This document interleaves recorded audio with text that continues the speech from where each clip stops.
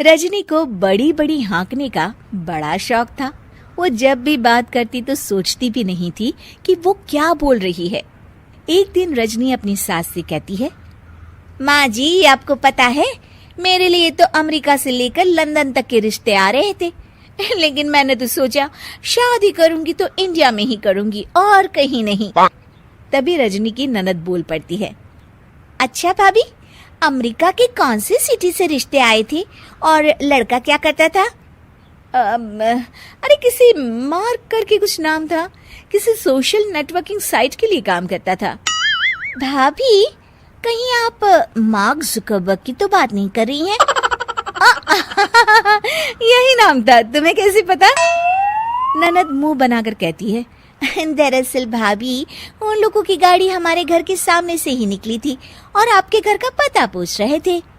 रजनी समझ जाती है कि उसकी बात पकड़ी गई है, लेकिन वो जरा भी परेशान नहीं होती और रॉब से कहती है, हाँ, पता है, बहुत बड़ी बड़ी गाड़ियां थी उन लोगों के पास।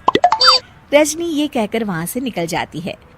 एक दिन रजनी का पति ऑफिस के लिए तैयार हो रहा होता है और उसे देर हो रही थी।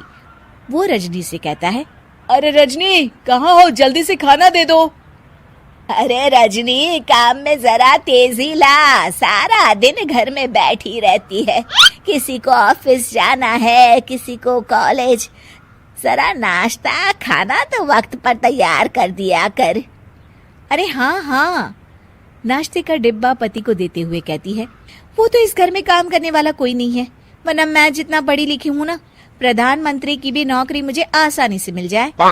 तभी रजनी की ननद फिर उसके मजे लेने के लिए रजनी के पति की तरफ देखकर मुस्कुराती है और रजनी से पूछती है, अच्छा भाभी, वैसे कौन सी डिग्री की जरूरत होती है प्रधानमंत्री बनने के लिए? हमें भी तो बता दो। अरे कुछ खास नहीं, बीपीएम या एपीएम। सभी रजनी की तरफ हैरानी से देखकर पूछते हैं, बीपीएम और एपीएम ये क्या है रजनी? रजनी अकड़कर कहती है, अरे पढ़े लिखे हो तो पता चले ना, बैचलर इन प्रधानमंत्री और मास्टर इन प्रधानमंत्री। अब क्या था, रजनी की ननद और पति मुंह छुपा छुपा कर हंसकर निकल जाते हैं। रजनी समझ नहीं पाती है कि आखिर हुआ क्या। खैर, रजनी की ये आदत दिन पर दिन वैसी ही रहती है। एक दिन रजनी अकेली एक पार्टी में जाती है, जहाँ रजनी की रिश्तेदार उससे कहती है, अरे रजनी, बहुत सुंदर साड़ी पहन रखी है, बहुत जच रही है तुम पर। अरे भाभी, कैसे नहीं जचेगी, पूरे 1.25 लाख की साड़ी है। वो डिजाइनर है ना, जे वालिया, उसी के स्टोर से खरीदी है। ओरिजिनल है, ओरिजिनल। बस अब क्या था, पूरी पार्टी में ये बात आग की तरह फैल गई कि रजनी की साड़ी 1.25 लाख रुपए की है। तब काकी कहती है, अरे रजनी, सुना तुम्हारी साड़ी 1.25 लाख रुपए की है। अरे काकी, वो तो मैंने ही कम ही रेट बताया था भाभी को। आप तो जानती है ना कितनी झूठी और जलनखोर है वो। है तो ये साड़ी करीब 2 लाख रुपए की, लेकिन मैंने उन्हें 1.25 लाख ही बताई। हाँ। और रजनी, इतनी महंगी साड़ी लेने की क्या जरूरत थी? अरे ये तो कुछ नहीं है काकी, मेरे शादी का लहंगा तो मेरे पापा ने 80 लाख का दिलवाया था। हीरे लगे थे, हीरे मेरे लहंगे में। हाँ।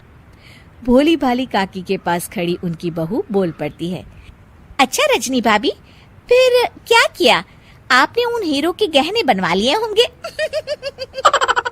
चलो माँ, मुझसे तो अब यहाँ खड़ा भी नहीं हुआ जा रहा। ये बोलकर दोनों वहां से चली जाती है।